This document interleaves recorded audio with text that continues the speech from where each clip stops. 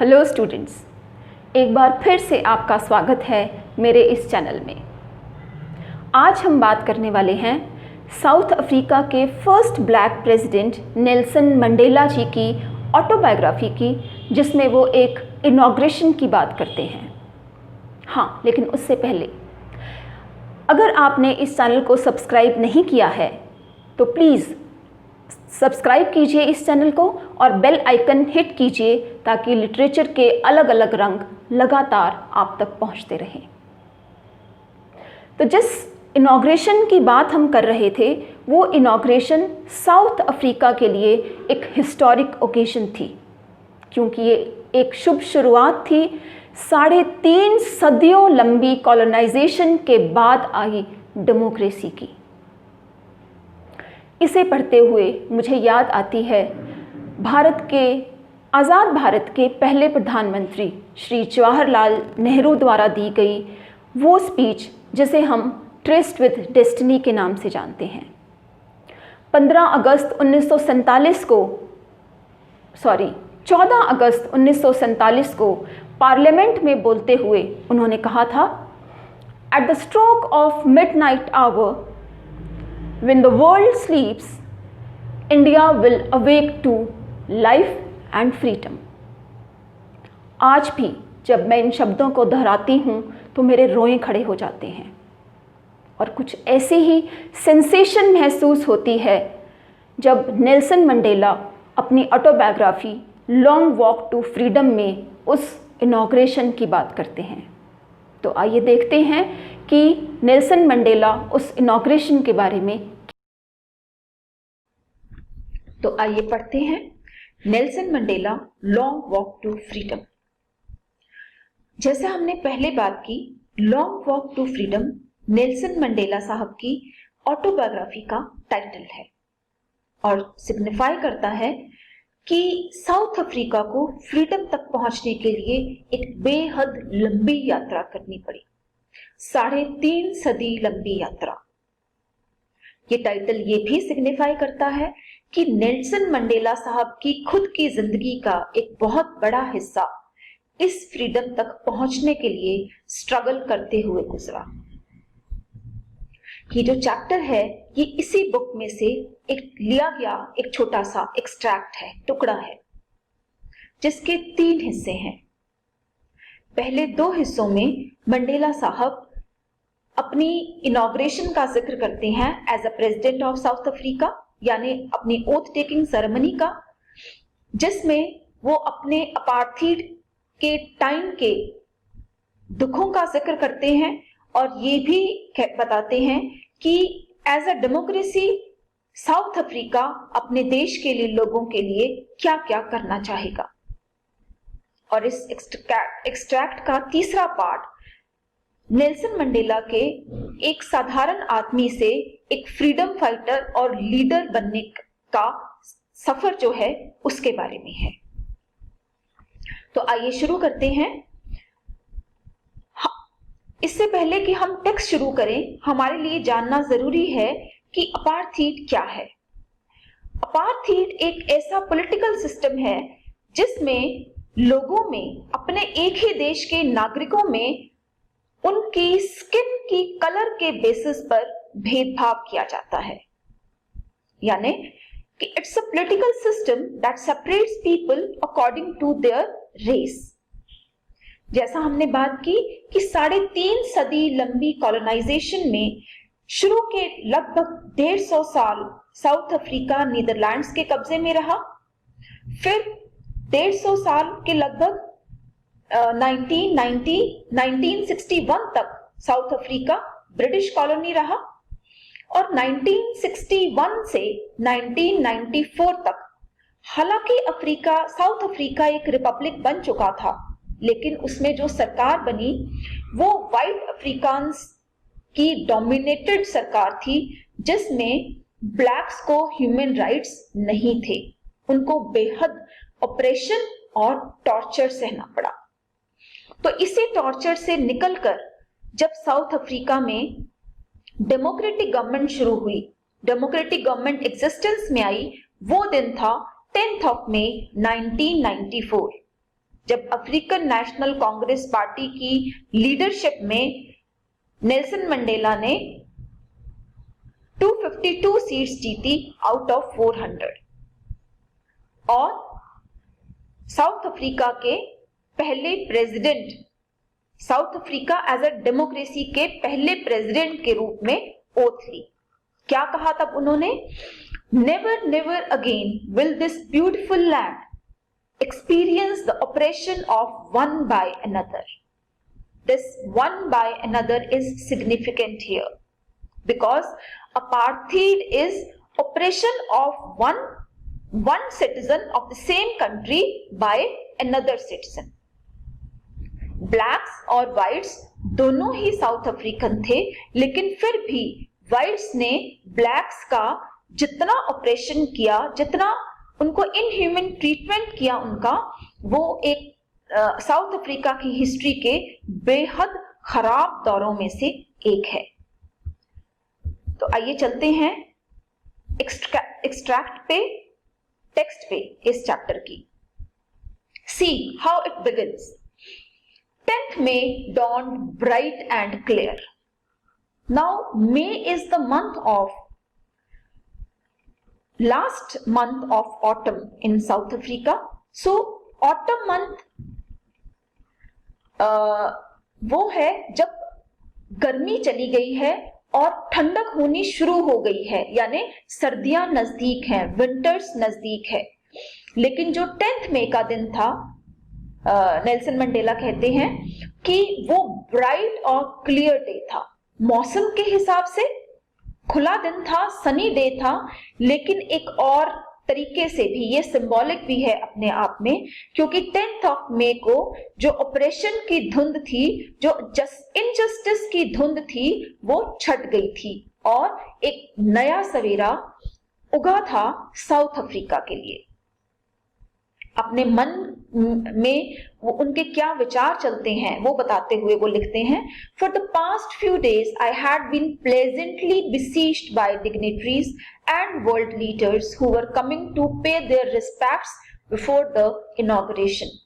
The inauguration here is the oath-taking ceremony of Nelson Mandela as the president of South Africa. तो इस बहुत बड़े occasion के लिए देश विदेश से, जैसा कि हमने ऊपर पढ़ा, 140 के करीब देशों से मेहमान बुलाए गए थे। तो पिछले कुछ दिन से साउथ अफ्रीका में लगातार मेहमान आ रहे थे इस समारोह में शामिल होने के लिए, और नेल्सन मंडेला साहब बहुत खुशी से उन मेहमानों से घिरे हुए थे। नेक्स्ट वो बात करते हैं इस सेरेमनी की, ओथ टेकिंग सेरेमनी की। तो the ceremonies took place in the lovely sandstone amphitheater formed by the Union Buildings in Pretoria. Union buildings in Pretoria, Pretoria south Africa की राजधानी है। यूनियन बिल्डिंग्स वहां के प्रेसिडेंट की ऑफिस की सीट है, जैसा कि हमारे यहाँ राष्ट्रपति भवन। और जैसा नेल्सन मंडेला बताते हैं, it's lovely sandstone amphitheatre. Sandstone की बनी हुई है यूनियन बिल्डिंग्स, और इसी तरह हमारे यहाँ भी राष्ट्रपति भवन और लाल किला रेड सैंडस्टोन में ही बना हुआ है। तो इस बिल्डिंग में जो सेरेमनी थी वो हुई, वेन्यू था सेरेमनी का ये building, union buildings in Pretoria. For decades, this had been the seat of white supremacy. White supremacy, जो whites का दबदबा था, डोमिनेंस थी, ये उनकी सीट रहा था। यहाँ से उन्होंने पूरे देश को रूल किया था। लेकिन अब वक्त बदल गया था, और अब ये कौन सी साइट थी? Now it was the site of a rainbow gathering of different colors and nations for the installation of South Africa's first democratic non-racial government. Three expressions are very important here. Rainbow gathering. Rainbow gathering mean कि पूरी दुनिया से जो अलग अलग देशों से अलग अलग रंगों के, नस्ल के, रेसेस के जो लोग आ रहे थे, वो एक रेनबो गैदरिंग की पिक्चर पेश कर रहे थे। और दूसरा कि इंस्टॉल क्या होना था साउथ अफ्रीका में? साउथ अफ्रीका की फर्स्ट डेमोक्रेटिक और नॉन रेशियल गवर्नमेंट की इंस्टॉलेशन का दिन था। डेमोक्रेटिक जिसमें बिना किसी भेदभाव के सारे लोगों की इक्वल पार्टिसिपेशन होगी।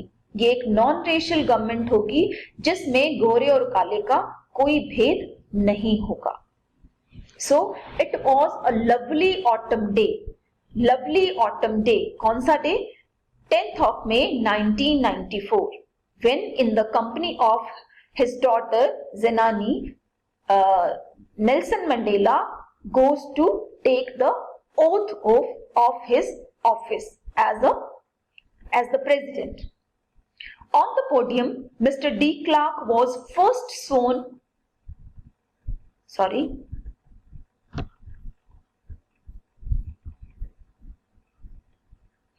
Yes, on the podium, Mr. D. Clark was first sworn in as second deputy president. 3 लोगों को ओथ दिलाई गई उस दिन। मिस्टर डी क्लार्क जो सेकंड डिप्टी प्रेसिडेंट बने, then C, he is Nelson Mandela. Then there was Thabo Mbeki who was sworn in first deputy president, and then third was the turn of Nelson Mandela, and he pledged to obey and uphold the constitution and to devote myself to the well-being of the republic and its people. उन्होंने शपथ ली कि वो अपने constitution की जो sanctity है उनको बनाए रखेंगे, उनको ओबे करेंगे और अपने आप को डिवोट करेंगे अपने देश के लोगों की वेलफेयर के लिए। To the assembled guest and the watching world, सारी दुनिया के बहुत सारे लोग वहां पे इकट्ठे थे और टीवी के जरिए, रेडियो के जरिए सारी दुनिया की निगाहें और कान उनकी बात पर लगे हुए थे। तो उन्होंने उन लोगों के लिए क्या संदेश दिया?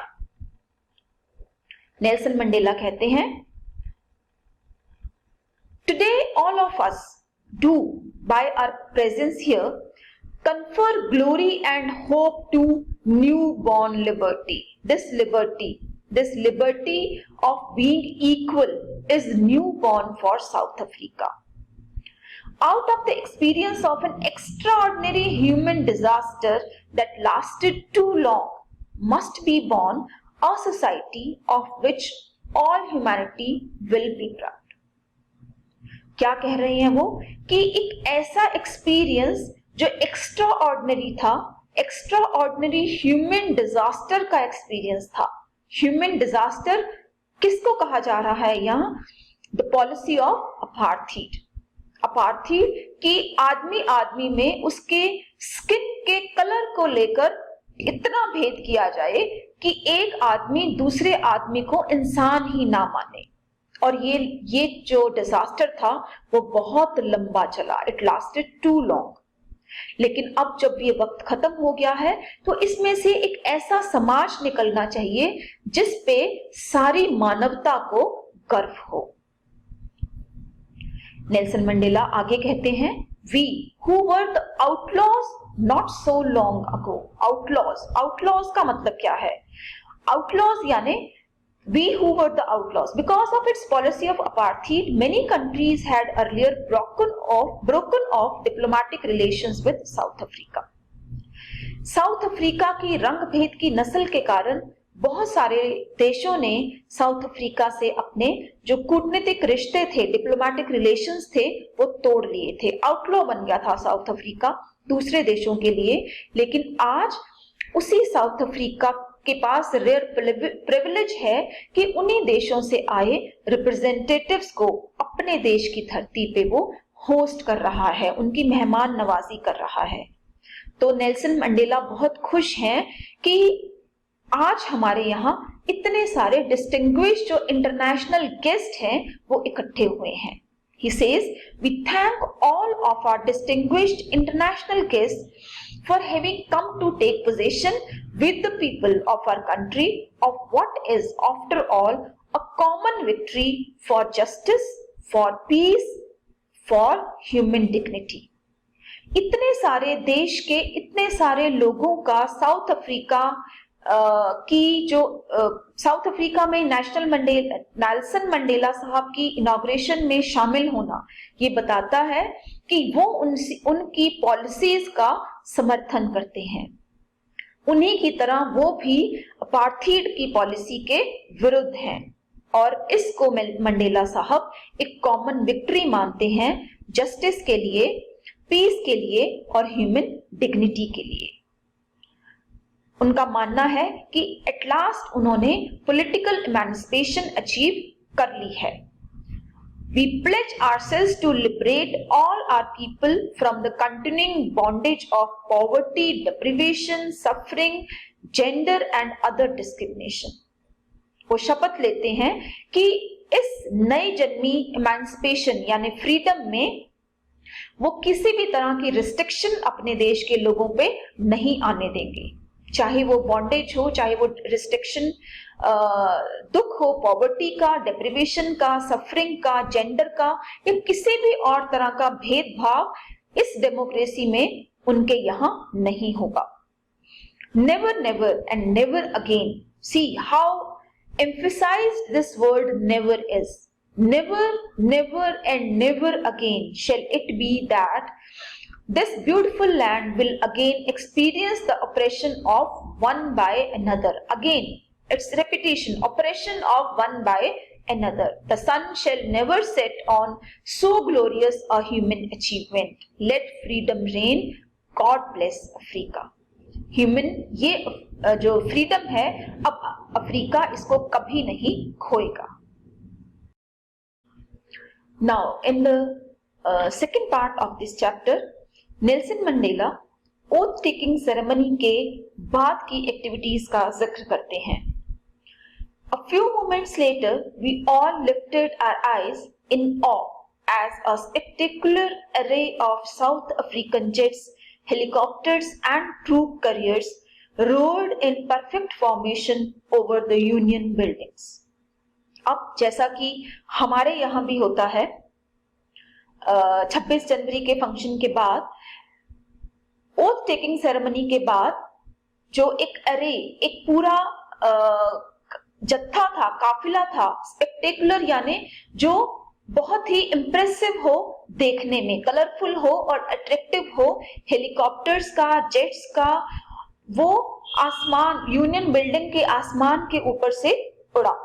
और ये एक शो था सिर्फ pin point precision and military force का नहीं, वो सिर्फ अपनी मिलिट्री ताकत का शो नहीं था, बल्कि मंडेला कहते हैं वो एक डेमोन्स्ट्रेशन भी था of the military's loyalty to democracy, to a new government that had been freely and fairly elected.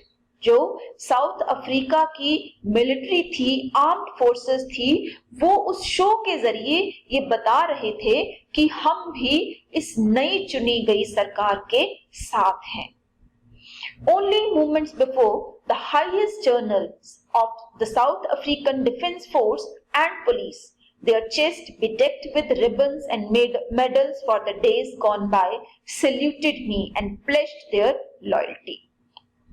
साथ ही मंडेला बताते हैं कि इस हवाई शो के कुछ देर पहले ही जो साउथ अफ्रीका के हाईएस्ट जनरल थे, डिफेंस फोर्सेस के और पुलिस के, जिनके ड्रेस पे, जिनकी यूनिफॉर्म पे पिछले गवर्नमेंट के दिए हुए रिबन्स और मेडल्स लगे थे, उन्होंने मुझे सैल्यूट किया और अपनी वफादारी मुझसे जताई। मुझसे का यहाँ मतलब है Nelson Mandela as a person से नहीं, बल्कि Nelson Mandela as the president of the new democracy of South Africa, कि हम भी इस डेमोक्रेसी के साथ हैं।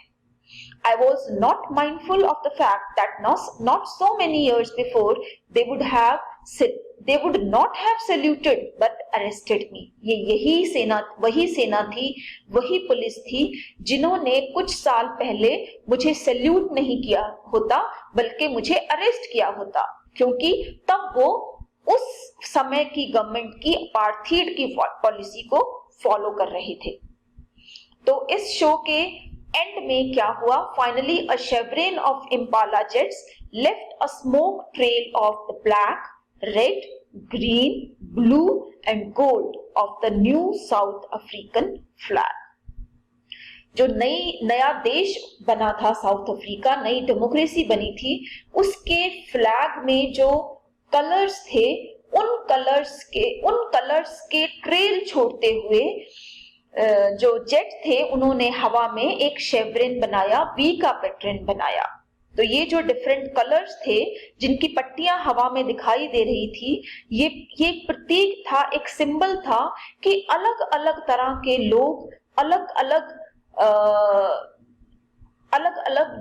मतलब diverse kind of people will be able to live together with equal rights in this new born democracy.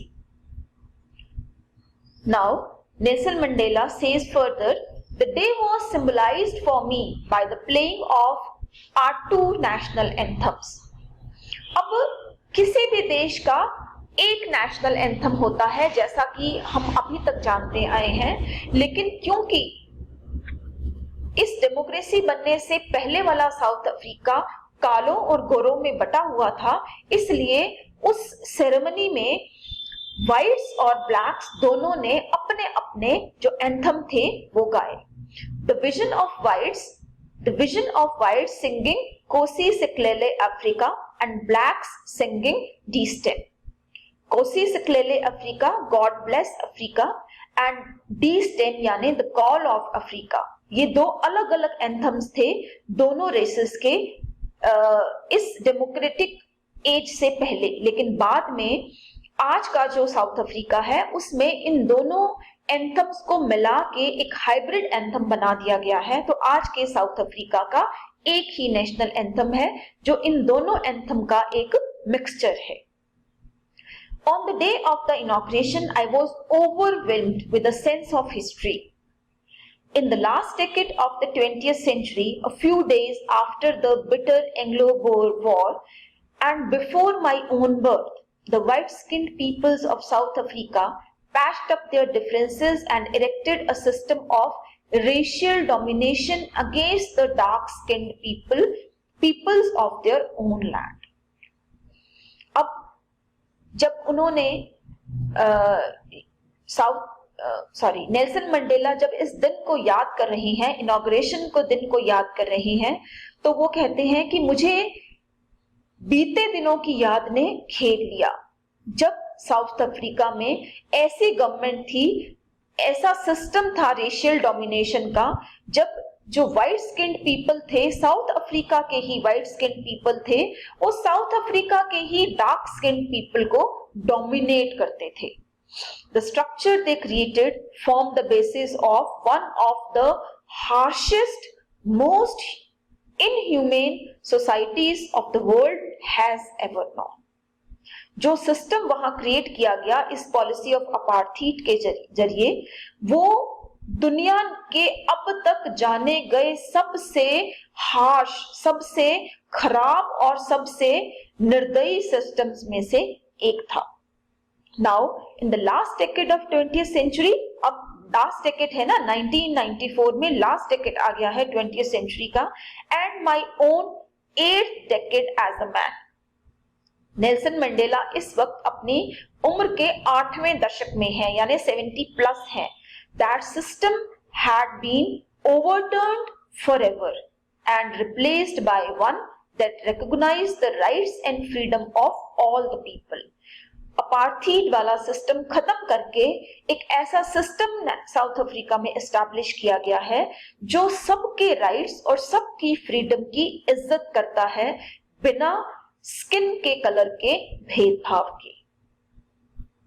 लेकिन Mandela याद करते हैं कि ये जो दिन है जब इक्वालिटी एस्टैब्लिश हो गई है साउथ अफ्रीका में, ये अनइमेजिनेबल सेक्रीफाइसेस, और वो भी हजारों लोगों के सेक्रीफाइसेस के बाद आया है।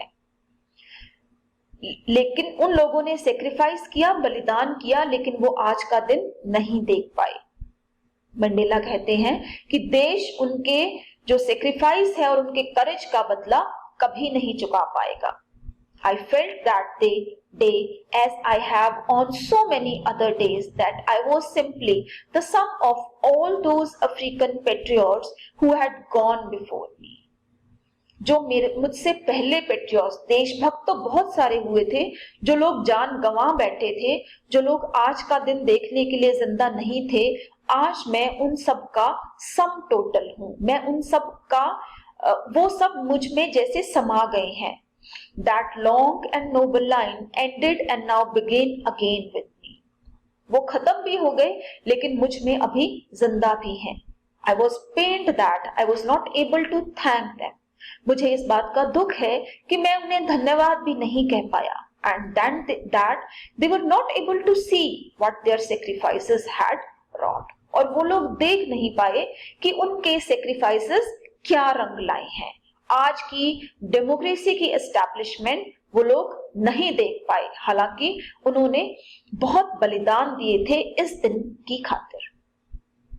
The policy of apartheid created a deep and lasting wound in my country and my people. जो रंग भेद की पॉलिसी थी उसने गहरे जख्म छोड़े हैं मेरे देश और मेरे लोगों पे। All of us will spend many years, if not generations, recovering from that profound hurt. बहुत गहरा जख्म लगा है और उस जख्म को भरने में पीढ़ियां तो नहीं लेकिन कुछ साल तो लगेंगे ही, ऐसा मंडेला सोचते हैं।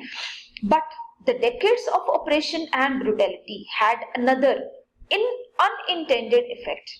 लेकिन ये जो साल थे ऑपरेशन के, ब्रुटैलिटी के, इनका एक और असर हुआ और शायद इस असर के बारे में पहले सोचा नहीं गया था।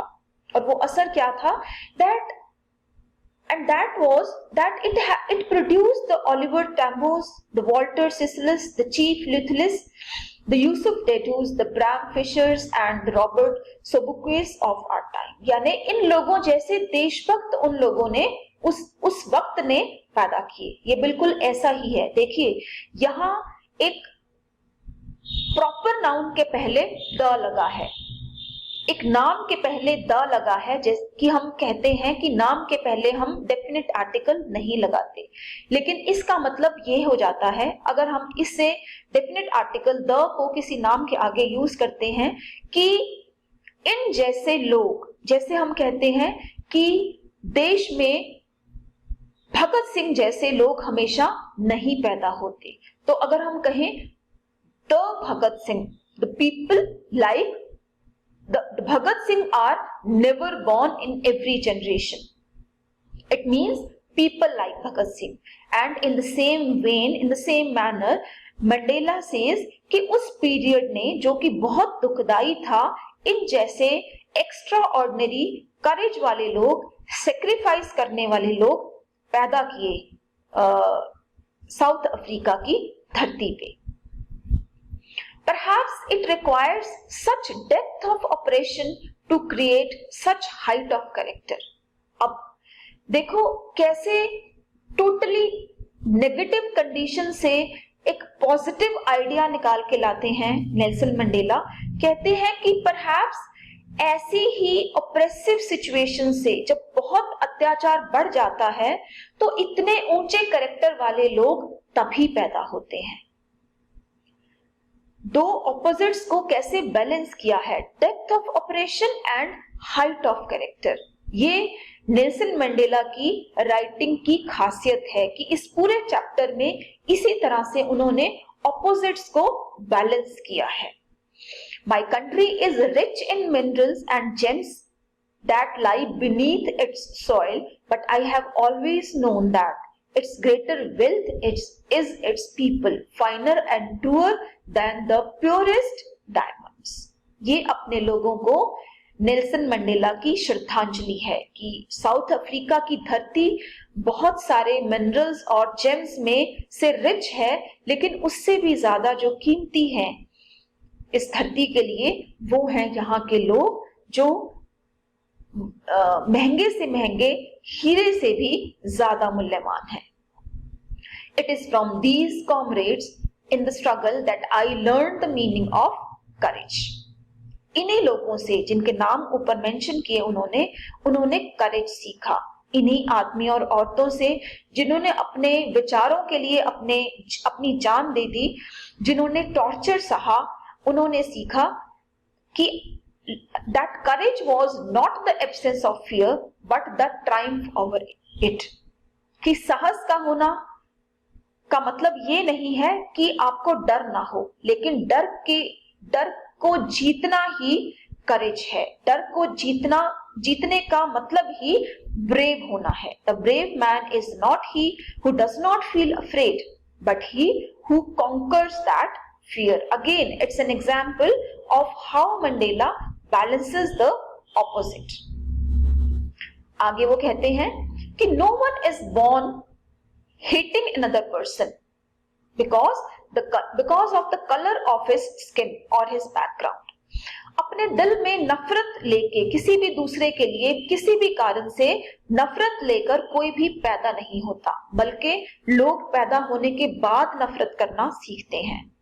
और यहां से वो ये एक लॉजिक डिराइव करते हैं कि अगर लोगों को नफरत करना सिखाया जा सकता है तो उन्हें प्यार करना भी सिखाया जा सकता है, क्योंकि जो प्यार है, for love comes most naturally to human heart than its opposite. Opposite यानी हेट, क्योंकि ह्यूमन हार्ट के लिए प्यार करना नफरत करने से ज्यादा नेचुरल है।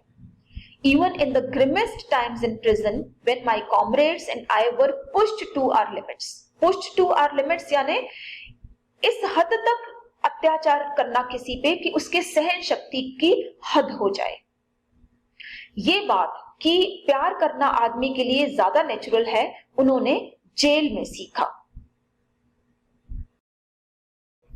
जेल में जब मंडेला और उनके साथी बर्दाश्त करने की हद तक पहुंच चुके थे, उन्होंने एक गार्ड की आंखों में मानवता की एक चमक देखी। वो कहते हैं कि शायद ये जस्ट एक सेकंड के लिए था, लेकिन ये काफी था पॉजिटिविटी में, आशा, आदमी की गुडनेस में उनका विश्वास बनाए रखने के लिए। वो कहते हैं man's goodness is a flame that can be hidden but never extinguished. यानी जो आदमी की अच्छाई है वो एक ऐसी जोत है जो छुप तो सकती है लेकिन बुझ नहीं सकती, इसीलिए वो प्यार को जगाने में विश्वास रखते हैं। अब तीसरा जो सेक्शन है इस एक्सट्रैक्ट का, उसमें मंडेला अपनी जिंदगी के उस हिस्से की बात करते हैं जब वो एक आम आदमी से एक स्वतंत्रता सेनानी बने। मंडेला कहते हैं कि हर आदमी को अपनी जिंदगी में दो तरह की ऑब्लिगेशंस यानी कर्तव्य निभाने पड़ते हैं। एक है उन अपनी फैमिली और परिवार के मेंबर्स के प्रति, और दूसरा कर्तव्य है अपने लोगों के, अपनी कम्युनिटी के और अपने देश के लिए। एक जो सिविल और ह्यूमेन जो हमारी सोसाइटी है, उसमें वो कहते हैं कि हर आदमी में इंक्लिनेशंस और एबिलिटीज होती हैं कि वो इन दोनों ऑब्लिगेशंस को अच्छे से निभा सकता है। लेकिन जो साउथ अफ्रीका जिस तरह का देश था, वहां वो कहते हैं कि मेरे बर्थ और कलर के लिए, जिस कलर के साथ जिस रेस में वो पैदा हुए यानी एज अ ब्लैक, उनके लिए ये दोनों तरह के कर्तव्य निभा पाना बहुत मुश्किल था, क्योंकि साउथ अफ्रीका में a man of color who attempted to live as a human being was punished and isolated। हमने पहले बात की कि साउथ अफ्रीका में अपार्थीड की पॉलिसी के तहत ब्लैक्स को ह्यूमन राइट्स नहीं दिए जाते थे, और जो एक कलर्ड आदमी अगर एक आम इंसान की तरह रहने की कोशिश करता तो उसे पनिश किया जाता था, उसे आइसोलेट किया जाता था, उसे अपने परिवार और समाज से अलग कर दिया जाता था और उसे एक ट्वाइलाइट एग्जिस्टेंस में भेज दिया जाता था। ट्वाइलाइट एग्जिस्टेंस का मतलब क्या है? ट्वाइलाइट इज अ पीरियड जब सूरज डूब गया है लेकिन पूरा अंधेरा नहीं हुआ, यानी कि ट्वाइलाइट एग्जिस्टेंस मंडेला यहाँ लंबे समय के लिए काल कोठरी में भेजे जाने को कह रहे हैं। ऑफ सीक्रेसी, अज्ञातवास, किसी को नहीं पता कि एक आदमी को बंदी बनाकर कहां भेज दिया गया, और रिबेलियन का मतलब है यहाँ कि जब ऐसा व्यवहार किया जाता है एक आदमी से, तो उसके अंदर का जो रिबेल है, जो विद्रोही है, वो और स्ट्रांग हो जाता है। मंडेला यहाँ एक्सेप्ट करते हैं कि शुरू में उन्होंने अपनी फैमिली को ही चूज किया। वो शुरू में अपने देश की सेवा करने का प्रण लेके नहीं निकले थे, but in attempting to serve my people I found that I was prevented from fulfilling my obligations as a son, a brother, a father and a husband. लेकिन जब उन्होंने अपने देश के लोगों के लिए काम आने की कोशिश की, तो उन्हें पता लगा कि उन्हें तो उनकी पारिवारिक जिम्मेदारियां भी पूरी करने नहीं दी जा रही थी, यानी उन्हें उनके परिवार से भी अलग कर दिया गया। मंडेला बताते हैं, I was not born with a hunger to be free. Freedom की जो हंगर है, जिस हंगर को फॉलो करते हुए वो इतने बड़े नेता बन गए, ये उनमें जन्मजात नहीं थी। वो समझते हैं कि वो फ्री ही पैदा हुए थे, अपने गांव में अपने माँ बाप के साथ खेलते हुए, उनके घर में रहते हुए, अपने पशुओं के पीछे भागते हुए वो अपने आप को फ्री ही महसूस करते थे। As long as I obeyed my father and abided by the customs of my tribe, I was not troubled by the laws of man or God.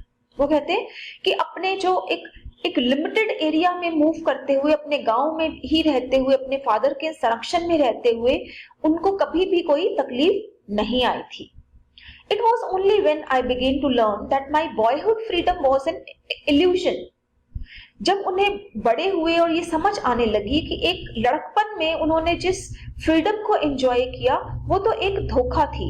When I discovered as a young man that my freedom had already been taken from me, that I began to hunger for it. एक लड़कपन की सीमा के बाहर जाके जब उन्हें पता चला कि उनके बड़े होने से पहले उनकी जो फ्रीडम थी वो उनसे छीन ली गई है। एज अ स्टूडेंट वो अपनी मर्जी का नहीं पढ़ सकते थे, अपनी मर्जी से जहां भी कहीं नहीं आ जा सकते थे। जोहान्सबर्ग में एक नौजवान की तरह रहते हुए वो कहते हैं कि मैं यर्न किया करता, मैं तड़पा करता बेसिक और ऑनरेबल फ्रीडम्स के लिए, जो कि मुझ में जो काबिलियत है उसके द्वारा मैं कहीं पहुंच सकूं, मैं अपनी अर्निंग्स को अपने लिए खर्च कर सकूं, अपनी मर्जी से शादी कर सकूं और एक परिवार शुरू कर सकूं। इतनी भी आजादी मेरे पास नहीं थी। But then I slowly saw that not only was I not free, but my brothers and sisters were not free. फिर उन्होंने देखना शुरू किया कि जो दिक्कतें वो महसूस कर रहे थे, उनके सारे भाई बहनों का मतलब क्या है कि उनके देश के लोग भी उन्हीं मुसीबतों में थे। I saw that it was not just my freedom that was curtailed, but the freedom of everyone who looked like I did. उन्होंने महसूस किया, उन्होंने ये जाना कि सिर्फ उनकी फ्रीडम ही नहीं बांधी गई थी, बल्कि जो भी उनके जैसा दिखता था, उनके जैसा दिखने का मतलब जो भी डार्क था, जो भी कलर्ड था, जो ब्लैक रेस के लोग थे, उन सब की फ्रीडम्स को बांध दिया गया था, कर्टेल कर दिया गया था, रिस्ट्रिक्ट कर दिया गया था। That is when I joined the African National Congress. तब उन्होंने ANC अफ्रीकन नेशनल पार्टी को ज्वाइन किया, and that is when the hunger for my own freedom became the greater hunger for the freedom of my people. तब उन्होंने अपनी freedom और उससे भी ज्यादा अपने लोगों की फ्रीडम के लिए संघर्ष करना शुरू किया। तब उन्होंने जो अपने लोगों की लाइफ में डिग्निटी और सेल्फ रिस्पेक्ट वापस लाने के लिए संघर्ष करना शुरू किया। That transformed a frightened young man into a bold man. और उस संघर्ष ने जब उनके मन में एक विद्रोह पैदा हुआ कि अपने लोगों को एक इज्जत भरी जिंदगी दिलाने के लिए वो संघर्ष करेंगे, तो उस भावना ने एक डरपोक लड़के को एक साहसी लड़के में बदल दिया। Again the balancing of opposites that drove a law abiding attorney into two become a criminal attorney. वो वकील की पढ़ाई, वकालत की पढ़ाई की थी जो नियमों का पालन करता है, लेकिन उन्होंने वो नियम तोड़े जो उनके ह्यूमन राइट्स के विरुद्ध थे और उस समय की सरकार ने उनको एक क्रिमिनल करार दिया। That turned a family-loving husband into a man without a home, that forced a life-loving man to live like a monk. Again, all are examples of balancing of opposite. एक family-loving husband को एक बेघर आदमी बना दिया, एक आदमी जिसे जिंदगी के सुख पसंद थे, जिंदगी से प्यार था, उसको मॉन्क की तरह रहने पे मजबूर कर दिया। I was no more virtuous or self-sacrifice than the next man. वो कहते हैं कि मैं कोई सेल्फ सेक्रीफाइस की भावना, इतने सारे गुण लेकर पैदा नहीं हुआ था, लेकिन जब मैंने जाना कि बहुत कम फ्रीडम्स भी मैं ज्वाइन नहीं कर सकता, और जब मैंने ये जाना कि मेरे लोग भी फ्री नहीं थे, तब मैं ऐसा हुआ, तब मैं ऐसा बना कि अपने हकों के लिए मैंने लड़ना शुरू किया, क्योंकि उनका मानना था कि freedom is indivisible, the chains on any one of my people but the chains on all of them. अगर आपकी पूरी कम्युनिटी में से एक भी आदमी फ्री नहीं है तो इसका मतलब वो बंधन सब लोगों के लिए है।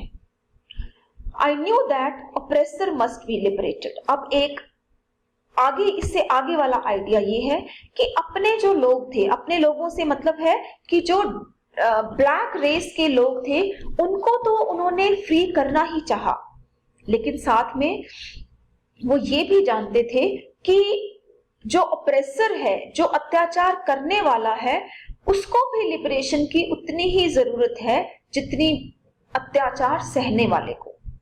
अत्याचार सहने वाला तो अपेरेंटली, क्योंकि उसकी फ्रीडम्स उससे छीन ली गई हैं, ऑप्रेस्ड है, लेकिन जो ऑप्रेसर है, क्योंकि वो नफरत से बंधा हुआ है, क्योंकि नफरत ने उसके अंदर के प्यार को खत्म कर दिया है, इसलिए वो प्रिजनर है हेट्रेड का। A man who takes away another man's freedom is a prisoner of hatred. He is locked behind the bars of prejudice and narrow mindedness. I am not truly free if I am taking away someone else's freedom, just as surely as I am not free when my freedom is taken from me. कहते हैं कि जब आपके हक आपसे छीन लिए जाते हैं, तब जैसे आप अपने आप को बंधा हुआ महसूस करते हो, वैसे ही वो आदमी भी बंधा हुआ महसूस करता है जो दूसरों के हक उससे छीनता है। यानी हक छीनने वाला भी फ्री नहीं रह पाता। So the oppressed and the oppressor alike are robbed of their humanity. इसलिए मानवता दोनों से छीन ली जाती है, oppressed से भी और oppressor से भी। तो ह्यूमैनिटी लौटाने का, ह्यूमन राइट्स दोनों में ह्यूमन फीलिंग जगाने का जो काम है वो इकट्ठे होना चाहिए। इसीलिए नेल्सन मंडेला साहब का ये संघर्ष था कि एक ऐसी डेमोक्रेसी की वो स्थापना कर सके जिसमें व्हाइट्स और ब्लैक्स दोनों इक्वल राइट्स के साथ रह सके। ऐसा नहीं हो कि डेमोक्रेसी एस्टेब्लिश होने के बाद जो ब्लैक हैं वो व्हाइट्स के लिए हेट्रेड से भर जाए और फिर एक काइंड ऑफ इम्बैलेंस क्रिएट हो जाए सोसाइटी में। तो देखा आपने, किसी भी देश की आज की खुशहाली के पीछे उसकी बरसों की और कई बार सदियों की स्ट्रगल छुपी होती है। जैसा कि अक्सर हम कहते हैं कि in the face of operation and injustice you always have two options, you can be better और यू कैन बी बेटर। तो नेल्सन मंडेला दुनिया के उन महान लोगों में से हैं जो ऑपरेशन और इनजस्टिस को सहते हुए हर पल बेटर होते गए और अपने देश से लगभग 3.5 सदी पुरानी कॉलोनाइजेशन को ख़त्म कर पाए। आप वीडियो के कमेंट्स में ज़रूर लिखिए कि आपको ये कहानी कैसी लगी। मुझे आपके कमेंट्स का इंतज़ार रहेगा। तो फिर मिलते हैं। अलविदा।